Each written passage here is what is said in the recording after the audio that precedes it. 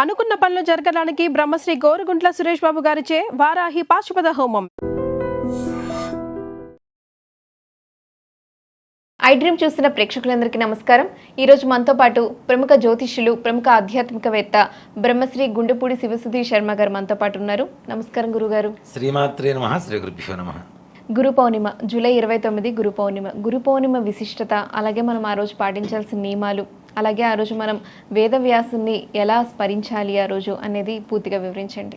గురు పౌర్ణమి అంటే ఈ రోజుల్లో దాని అర్థం మార్చేశారు, దాని పద్ధతి మార్చేశారు, విధి విధానాలు మార్చేశారు. మీరు అడిగిన ప్రశ్నలోనే సమాధానం ఉంది.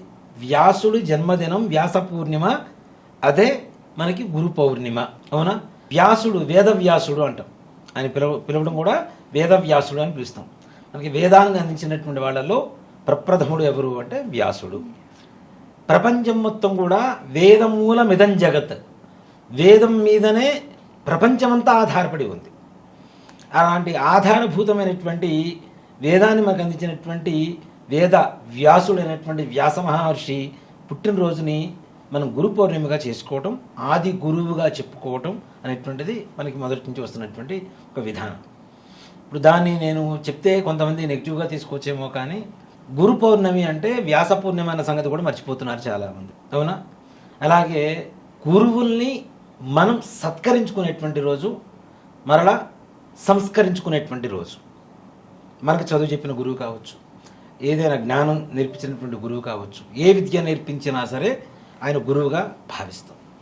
దాంతోపాటుగా మనందరికీ ఆది గురువు ఎవరు అంటే, ముఖ్యంగా చెప్పాలంటే తండ్రిని చెప్పుకుంటాం. మనం మాటలు నేర్పించడం ఇవన్నీ కూడా కొన్ని నేర్పించేటువంటి తల్లి అయితే తండ్రికి ఎందుకు చెప్పుకుంటాం? అక్షరాభ్యాసం అప్పుడు ఓం నమ శివాయ సిద్ధం నమః అని రాయించేది తండ్రి, ఆయన ఆది గురువు అంటాం. అలాగే బ్రాహ్మణులు ఎవరైతే ఉంటామో ఉపనయనం జరిగేటప్పుడు మాకు బ్రహ్మోపదేశం గాయత్రోపదేశం చేసేటువంటిది కూడా తండ్రి, అంటే ఆయన మాకు గురువు అని చెప్పడం అన్నమాట. తండ్రిని సంస్కరించుకోవడం, సత్కరించుకునేటువంటి రోజుగా వ్యాస పూర్ణిమ చెప్పబడుతూ ఉంది. ఇవన్నీ పోయినాయి. అసలు సంబంధం లేనటువంటి దేవతలకి ఈ గురు పౌర్ణమిని ఆపాదించడం మొదలుపెట్టారు. అంతే కదా జరుగుతోంది. అర్థమయ్యే ఉండాలి ఎవరికి ఏంటి అనేది. చెప్పాలంటే సాయిబాబా, సాయిబాబాకి గురు పౌర్ణమికి సంబంధం ఏంటి అసలు? గురువు అన్న విధంగా అందరూ భావిస్తూ అట్లా ఎట్లా అవుతాడు నాన్న? మనకి ఎట్లా అవుతాడు గురువు? ఎట్లా అవుతాడు? అవ్వడు కదా. నేనైతే అదే చెప్తాను. అంటే ఎవరైనా నన్ను ఈ విషయంలో నన్ను నెగిటివ్గా ఆలోచించినా, నా గురించి మాట్లాడుకున్నా నాకు తప్పులేదు, కానీ దాని గురించి అభ్యంతరం లేదు. కానీ ముఖ్యంగా ఇప్పుడు మొత్తుకుంటున్నటువంటి విధానం అంతా కూడా ఇదే. సాయిబాబా అసలు హిందూ దేవతలకు సంబంధించినటువంటి దేవత కాదు అనేటువంటిది సుస్పష్టంగా చెప్పబడుతుంది. ఎవరైతే ఆయన్ని ఆరాధిస్తూ ఆయనే గురువు, ఆయనే పరమేశ్వరుడు అని చెప్పి చూస్తున్నటువంటి వాళ్ళు కూడా, వాళ్ళు రాసినటువంటి శ్లోకాల్లో కూడా స్పష్టంగా అల్లా, మాలిక్ ఇవన్నీ రాసుకుంటూ వచ్చారు. మొన్న మధ్య ఒక ఆయన, అవునా? ఇవన్నీ చూసుకుంటే అసలు పోని ఇదంతా కాదు నాన్న. సాయిబాబా వారు మాట్లాడినటువంటి మాటలు ఏంది? సబ్కా మాలిక్ ఏక్ హై, అల్లా మాలిక్ ఏక్ హై, ఇవేగా. అవునా? ఇప్పుడు ఒక పీఠాధిపతో మఠాధిపతో వచ్చి అల్లా మాలిక్ ఏక్ హై అంటే వింటారా? అసలు నువ్వే హిందువురా అని చెప్పి కొడతారా? కొట్టరా? అవునా? అదొక అపచారంలా అయిపోతుంది కదా. అసలు మనకు సంబంధం లేనటువంటి దేవత.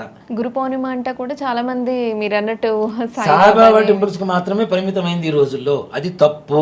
అసలు సాయిబాబాకి దత్తాత్రేయ స్వామి వారి అవతారం వేరు నాన్న. అదే మన సంస్కృతిలో ఉంది, మన పద్ధతిలో ఉంది, మన పురాణాల్లో ఉంది.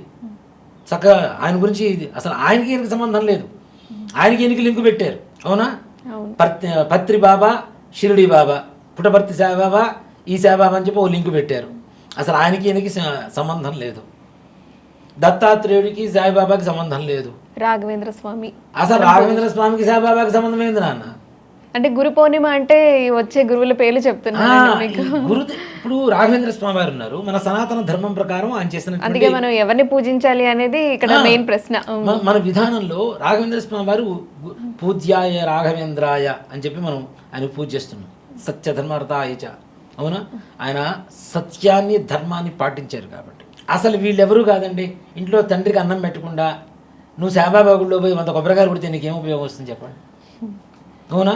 నీకు కూర్చోబెట్టి అక్షరాభ్యాసం చేసింది, వనమాలు దిద్దిచ్చింది తండ్రి, ఆది గురువు అయినప్పుడు తండ్రిని సత్కరించకుండా, సంస్కరించుకోకుండా మనం ఎక్కడికో పోయి 100 కొబ్బరికాయలు కొడతాం, ధునిలో ఇన్ని కొబ్బరికాయలు వేస్తాం, అవునా, విభూతి అభిషేకం చేస్తాం, ఇన్ని లీటర్ల పాలు అభిషేకం చేస్తాం అంటే పుణ్యం వస్తుందా? రాదు కదా.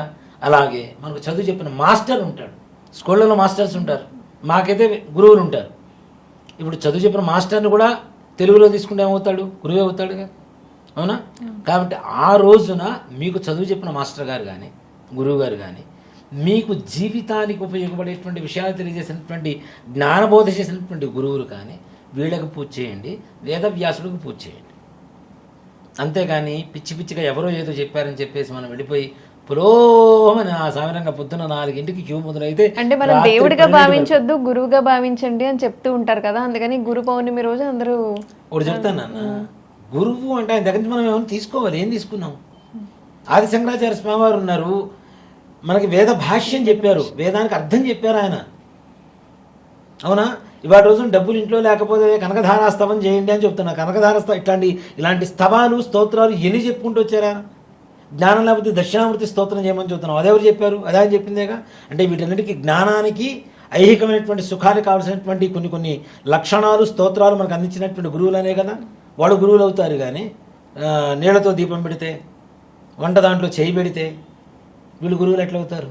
ముందు వేదవ్యాసుడు ఎవరో మన పిల్లలకు తెలియజేసేలా వేదవ్యాసుడు ఫోటో ఒకటి ఇంట్లో పెట్టండి. పరశురాముడు అంటే ఎవరికి తెలియదు, వేదవ్యాసుడు అంటే తెలియదు. రాముడు కృష్ణుడు అంటే ఫోటోలు చూస్తున్నారు కాబట్టి తెలుస్తుంటుంది కాబట్టి, అవునా? అసలు గురు పౌర్ణమి వేదవ్యాసుడు జన్మదినం చెప్పి ఎంతమందికి తెలుసు? పెద్దవాళ్ళు. గురు పౌర్ణమి అనగానే అందరికీ కొబ్బరికాయ తీసుకోవడం, పీచి తీయకుండా ఉన్నది పీచి తీసింది ఒకటి తీసుకోవడం, కొబ్బరికాయ కొట్టడం, ఒకటేమో నిప్పులు వేయటం, ఇదే పని. పొద్దున్న 4 మొదలు పెడితే రాత్రి 12 వరకు ఇదే పని. సాయి బాబా అన్నప్పుడు సాయి రామ్ ఎట్లా అవుతాడు, కృష్ణ సాయి ఎట్లా అవుతాడు, లక్ష్మీ సాయి ఎట్లా అవుతుంది? వీళ్ళందరూ ఎందుకు కలుస్తారు అసలు ఆయనతో?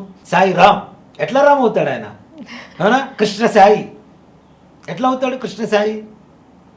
లక్ష్మీ సాయి, సాయి లక్ష్మి, ఇట్లా వస్తాయి నా పేర్లు. ఎట్లా కలుస్తాయి అవి? వాళ్ళే భక్తితో పెట్టుకుంటున్నారండి. భక్తి కాదు, అది పిచ్చి. వ్యాస పూర్ణిమ రోజున వ్యాసుడికి పూజ చేయటం, తండ్రిని గౌరవించడం, తండ్రికి సత్కరించడం, మనకు చదువు చెప్పినటువంటి గురువుల్ని సత్కరించుకోవటం, ఇది గురు పౌర్ణమిలో చేయవలసినటువంటి విధానం. ముఖ్యంగా చక్కగా ఇంట్లో స్నానం చేయండి, వేదవ్యాసుడు ఫోటో పెట్టండి, చక్కగా ఇంట్లో పూజ చేసుకోండి వేదవ్యాసుడికి. వేదవ్యాసుడు కూడా అష్టోత్తరం ఉంది నాన్న, వ్యాసాష్టోత్తరం ఉంది. వ్యాస అష్టోత్తరం చేసుకోండి, పూజ చేసుకోండి. చక్కగా మీకు చదువు చెప్పిన గురువు దగ్గరికి వెళ్ళండి, మంచి వస్త్రాలు తీసుకోండి ఆయనకి పెట్టడానికి, ఒక తాంబూలం తీసుకోండి చక్కగా. నిజంగా అంటే ఒకటి చెప్తానన్న, ఒక గురువు అనేటువంటి వాడు ఎంత గొప్ప స్థాయిలో చెప్పబడుతుంది అంటే మనకి. నేను ఒక చిన్న కథ విన్నాను ఒక చోట. మాస్టర్ స్టూడెంట్స్ అందరూ కూర్చొని ఉన్నారు స్కూల్లో. ఒక టీచరు క్లాసెస్ చెప్తుంది. చదువుతుంటే ఒక పిల్లవాడు వచ్చాడు, కొత్త బట్టలు వేసుకొని వచ్చాడు. మే కమెంట్ టీచర్ అంటే రారా అని చెప్పి లోపలికి పిలిచింది. ఏంట్రా కొత్త బట్టలు వేసుకున్నట్టు? ఇవాళ నా పుట్టినరోజు టీచర్ అన్నాడు. మరి ఏంట్రా ఏంది మీ అమ్మ నాన్న ఏం గిఫ్ట్ ఇచ్చారు అని చెప్పింది. మంచి వాచ్ ఇచ్చారండి అని చెప్పి వాచ్ చూపించాడు. బాగుందిరా అనగానే క్లాసులో కూర్చున్న వాళ్ళందరికీ చాక్లెట్లు బిస్కెట్లు పంచాడు. అయిపోయిన తర్వాత కొద్దిసేపు క్లాస్ జరుగుతూ ఉంది. ఈ పిల్లవాడు పుట్టినరోజు జరుగుతున్న పిల్లవాడు లేచి టీచర్ నా వాచి పోయింది, ఎక్కడో ఎవరో తీసుకున్నారు, ఇక్కడ దొంగతనం చేశారు, క్లాస్ జరుగుతూనే ఉంది కదా, ఇక్కడున్న వాళ్ళు ఎవరో దొంగతనం చేశారు, దయచేసి నా వాచి నాకు ఇప్పించండి అని అడిగాడు.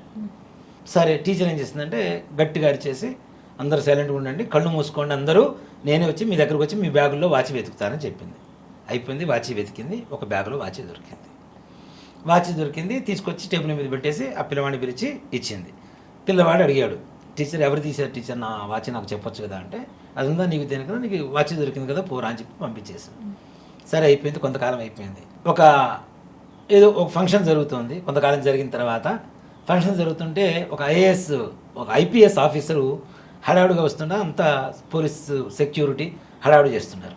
ఈ టీచర్ గారు ఒక మూలకి నిల్చొని ఉంది, అంత హడావుడి చేస్తున్నారు. పెద్ద ఆవిడ అయిపోయింది కదా అప్పటికే. సరే అంటే ఇది కొన్ని సంవత్సరాల తర్వాత ఈ ఐపీఎస్ ఆఫీసర్ డైరెక్ట్ వచ్చేసి టీచర్ గారు కాళ్ళ మీద పడ్డాడు. పడి నమస్తే టీచర్, నన్ను గుర్తుపట్టారా అంటే, గుర్తుపట్టలేదు నాన్న అంటుంది.